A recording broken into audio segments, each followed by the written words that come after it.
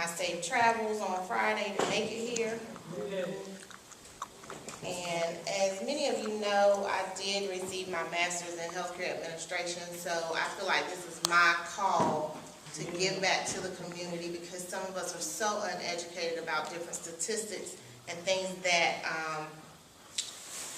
are important to us, not just as women, but as men also, because they do get breast cancer. Yes.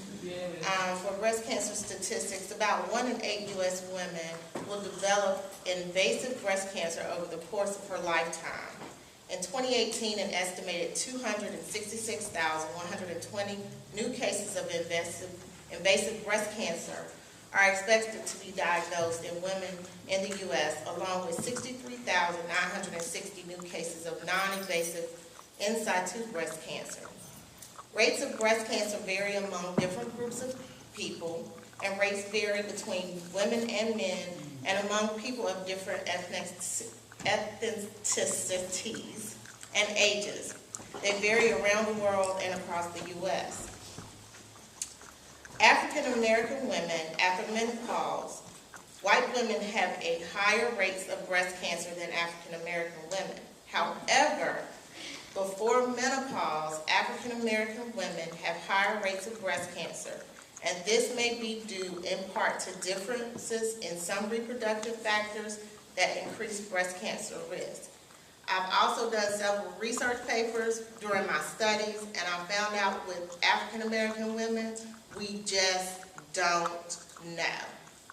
The reason why we don't know is because our doctors do not inform us or give us the opportunity to say, hey, you're 40, it's time for your mammogram. If we don't ask, they won't send us.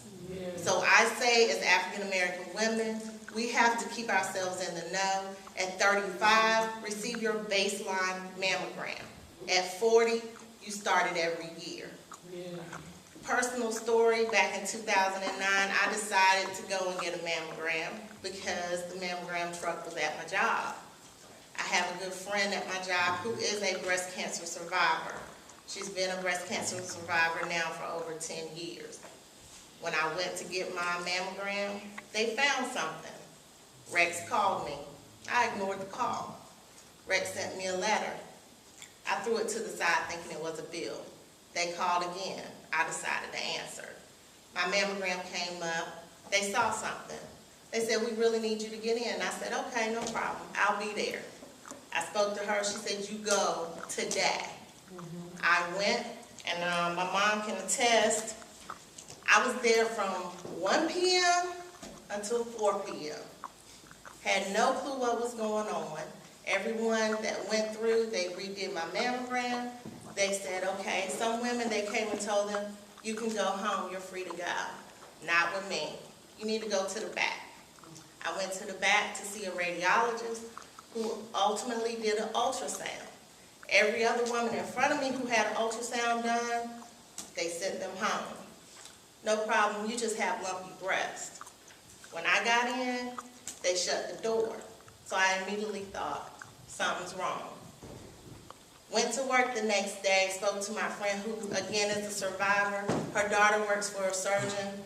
I immediately went, got an appointment for that next day to have a biopsy done. When I tell you that was the longest 24 hours in my life to find out my results. Fortunately, my results were benign.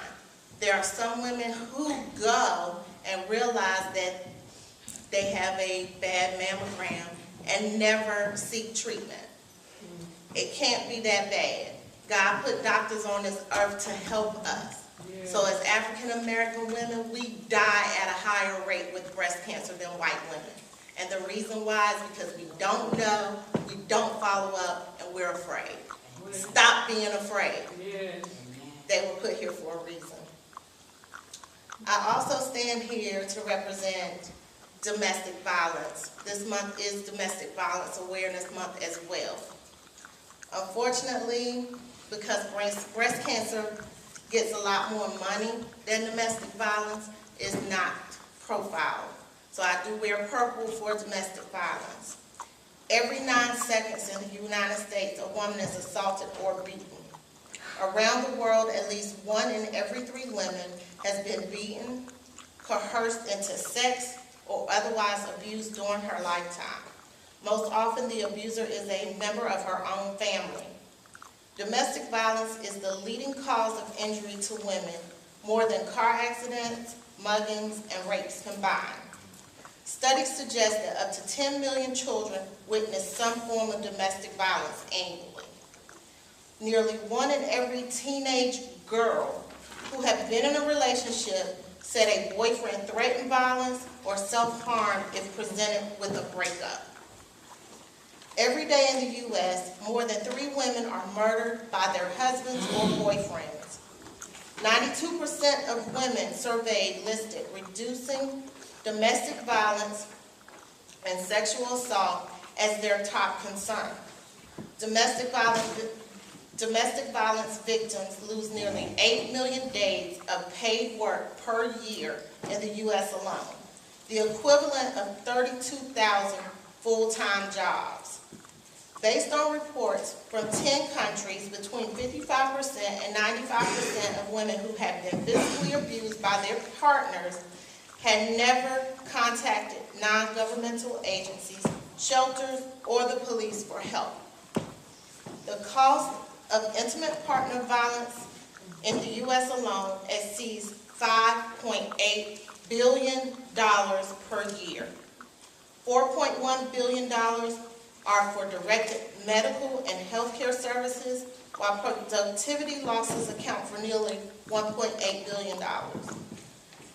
Men who as children witnessed their parents' domestic violence were twice as likely to abuse their own wives as sons of non-violent parents. I can attest to this because I consider myself a survivor of this. Without going to my parents because of embarrassment, didn't want to live my life like that no more. When my son was 8 months old, I got out. I say ask for help. Young girls, you don't have to put up with it.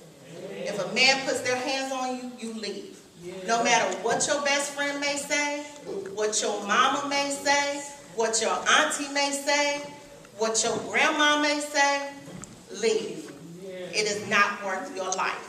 I live in a county in Maryland, Prince George's County. We have the highest rate of domestic violence within the whole state of Maryland.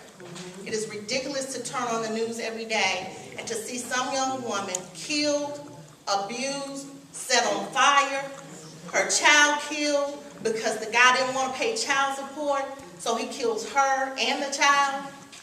It's ridiculous. We have to say stop. You have to know that there is help there. I work for a human services agency. I see this every day. We have to know when to say no. So if you are in that situation, I beg of you today, if you know somebody that's in that situation, I beg of you today, don't just pray for them. Give them help. Give them the information they need. And don't say, girl, you stupid for being there, because guess what? You're not in her shoes. You don't know why. 9 times out of 10, most women stay in domestic violence situations because the man has a financial control over them. If you don't have no money and no place to go, you're not going to leave. So I give to you this information. Please visit www.thehotline.org or call 800-799-7233 for confidential help and resources in your area. There is someone that will help you. There is someone who will put you in a safe place if you're afraid. So I know for a fact there's somebody in here who has a friend or knows a friend, and it very well may be yourself that's in that situation. I say get out before it's too late. I thank you for your time, and I appreciate it, and may God be a blessing upon y'all.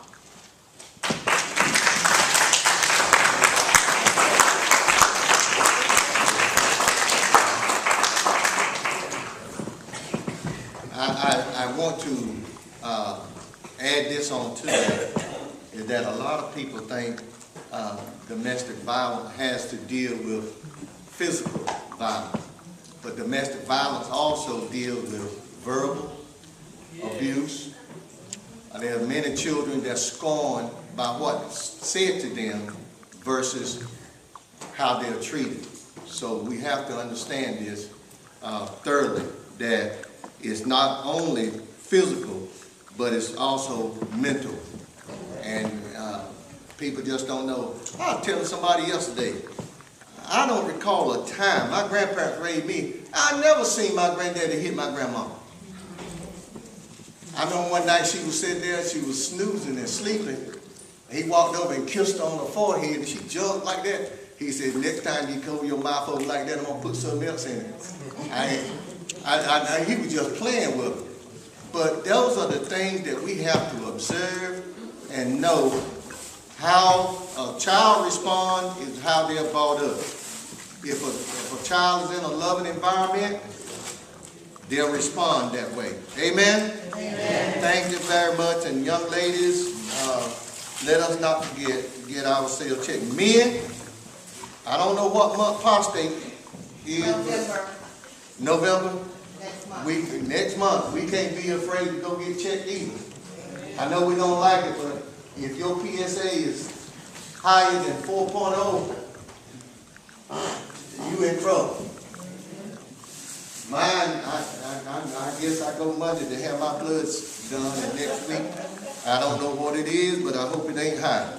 Amen. We're ready for